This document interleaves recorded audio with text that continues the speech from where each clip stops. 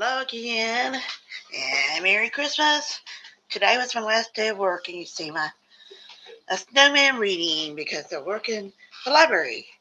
I'm going to continue reading Waiting for the Morning today, and I believe I was on page 30, and I was in Christmas. With the days leading up to Christmas, 31 years ago. Okay, it is on Sunday, December the 4th, 1994.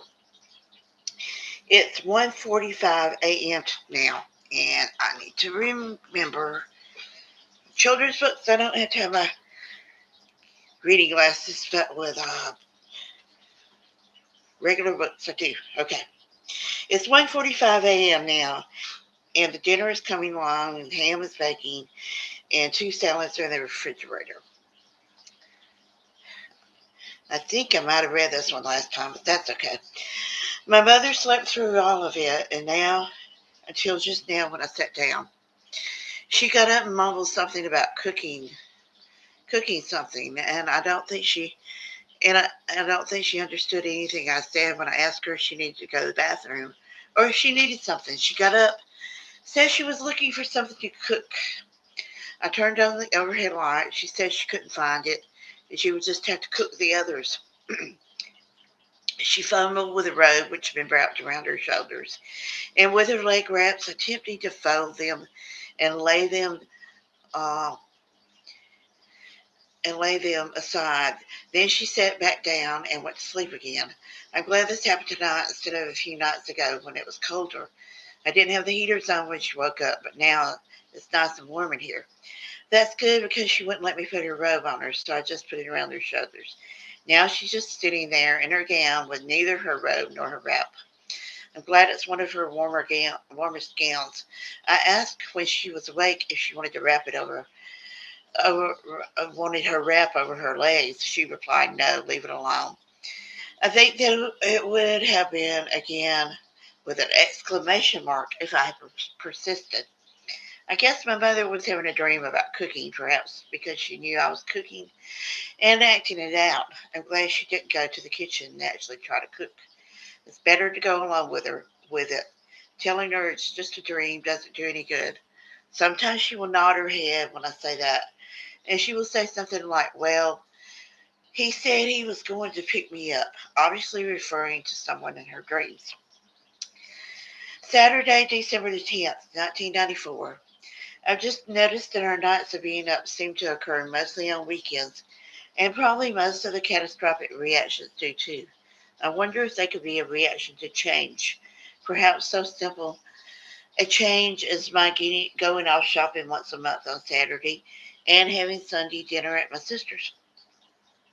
My sister was off work yesterday, so I went shopping on a Friday this time, and we were up at 3 a.m. this morning. That's not too bad, though. The night before, it was 11 o'clock p.m.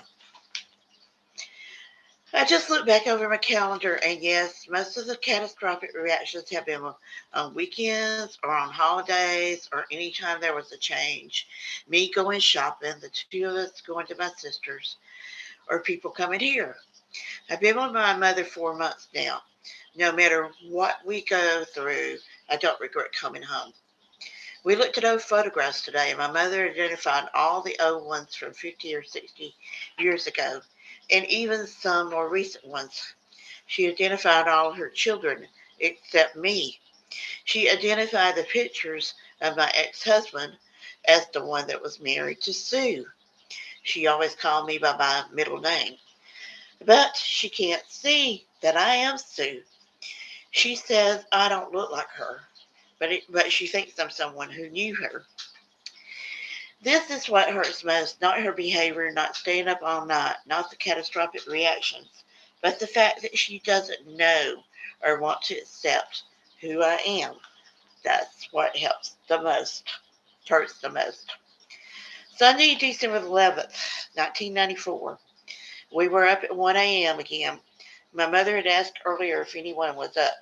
The next time she got up, she just didn't ask, reached for her clothes, talked I talked her out of putting them on because there's always a chance that she might go back to bed if she doesn't get dressed. We almost had a reaction when tried to help her put her robe on. Then I didn't realize that she had to go to the bathroom immediately. So much better now than it was my first month here. Even though she's getting up more often, there is some wandering through the house, looking for home or the baby like there was then. We're doing all right. Monday, December the 12th, 1994. Yesterday at my sister's wasn't too bad, except for some communication problems. My mother had already begun the day asking me questions. It's hard knowing just how to answer. Well, she doesn't often understand what I'm saying anyway. Then at my sister's, an old friend came to see my mother, that brought up childhood memories. My mother got a little upset with my sister because she couldn't remember what she was talking about. She thought she should be able to remember her childhood because at the time she was thinking that she was her sister, not her daughter. That's what she thinks most of the time. Other than that, the day went fine. Uh, Even though my mother showed no interest in the Christmas tree that was being put up. After the tree decorating, I napped on the couch for a little while. It seems that the only time I get real rest on Sundays at my sister's. I can sleep knowing they are looking out for Mama, and that I don't have to be listening for her even in my sleep. And Tiger wants to listen to me read too. Yeah. And surprisingly, my mother slept all night long. But this morning wasn't a good one. She was worried about about us using the gas heaters, and she said I was going to burn the house down. I tried to explain that it was freezing outside and that those were the only heaters we had to keep us warm. Then her worrying shifted to the children, and I told her that her children were all right, all grown up and in their own homes. We went through an hour talking about things like this, before she was calm enough that I could leave her long enough to fix breakfast. After eating breakfast, she announced that this was her last day, that she wasn't going to do this job anymore, that she was going to let the man know when he came that she was too old to take care of all you kids. She's always talking about the man, and none of us can figure that one out.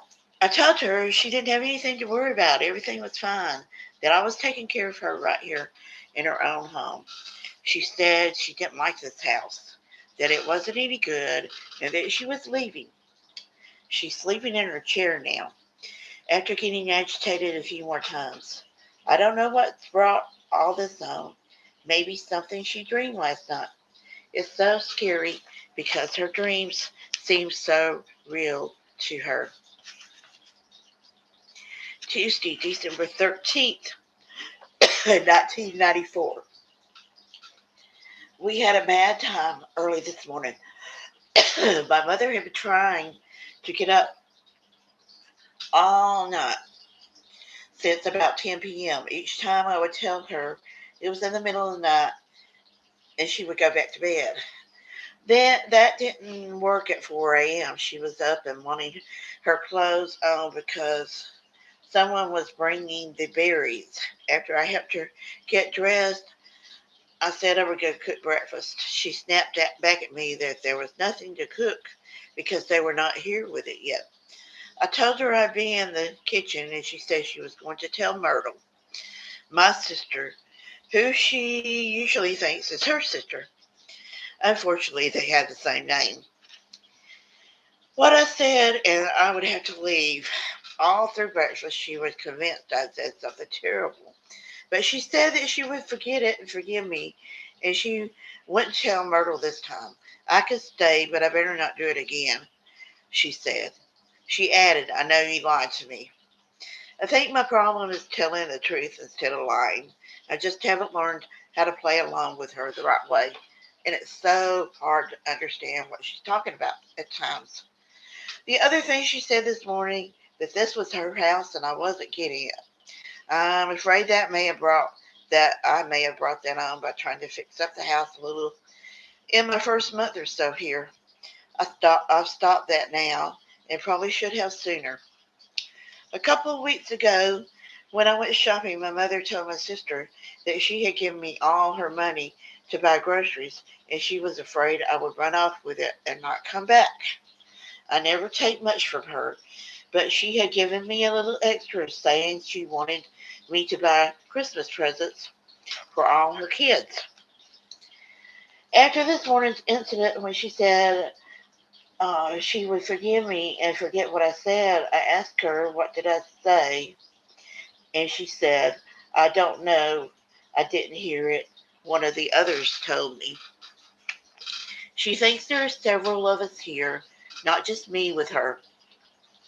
Often when we get ready to leave, my sister, she will ask, "Where's that other girl? Is she coming with us?" We ask her who, and she says, "That other girl that came with us." Sunday, December 18th, 1994. Sleeping was back to normal the rest of the week. Then I went shopping, and then that night we were up till midnight. I know, too much shopping, but it's almost Christmas. Not long after getting in her chair, my mother began looking confused. By 12:30 a.m., she told me she didn't know how she got there and she wanted to go back to bed. Then an hour later, she's up again, saying she just wants to sit in her chair. When we were up at midnight, she asked me, "Who are you?" I had a feeling this would be one of those nights. My mother wanted to take her throw that would keep over her legs to bed with her because she said the cover was on the bed was no good. Then she wanted to move one of the pillows halfway down on the other side of the bed for her head. I told her there's another pillow on that side of the bed. She told me I was awful. As she lay down, she said she didn't know how she could get to sleep on such an awful bed. We were up the rest of the night after 1:30. My mother did a lot of talking in her sleep as she sat in her chair. I couldn't understand much of what she said, but once she said something about a picture. The next day didn't start out well. The day didn't start out well. Mother refused her Sunday bath, and she said she wasn't going to my sister's for Sunday dinner. She refused a morning snack, saying she couldn't swallow, and was holding her chest and throat, saying it hurt. I knew it was probably indigestion, so I got her something for it. But she refused, saying she just wanted to die. I told her I loved her and wanted her to feel better, and she said, "You don't do anything but poke stuff down me that the doctor says I'm not supposed to have." I told her I was just trying to make her comfortable and to stop the pain whenever she hurt. She finally let me give her something, and then she fell asleep. When she woke up and walked through the house, then she, when she woke up and walked through the house, admiring the sunshine through the windows, I asked her if she wanted to go out and walk in the sunshine. Maybe I could get her to go to my sister's, but she said no, that her legs hurt. I would call my sister and tell her I'll just fix something for the two of us to eat here today. It's not long till Christmas, and I'll have to insist then, but we can skip today.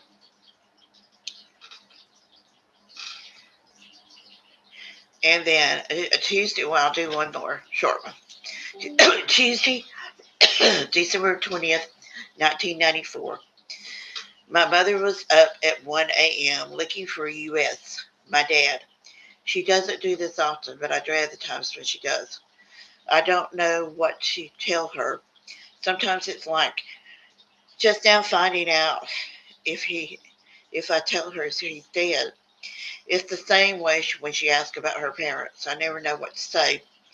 She kept walking through the house looking for him for about a half an hour. Then she went back to bed, but she kept getting up, sitting on the side of the bed, asking about him 3 more times before she ever lay down and went to sleep, about 2 a.m.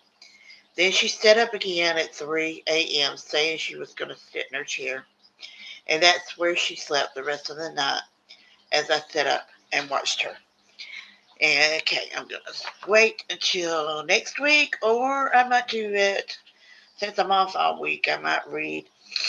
The next one is Christmas, December 25th, Sunday, December 25th, 1994.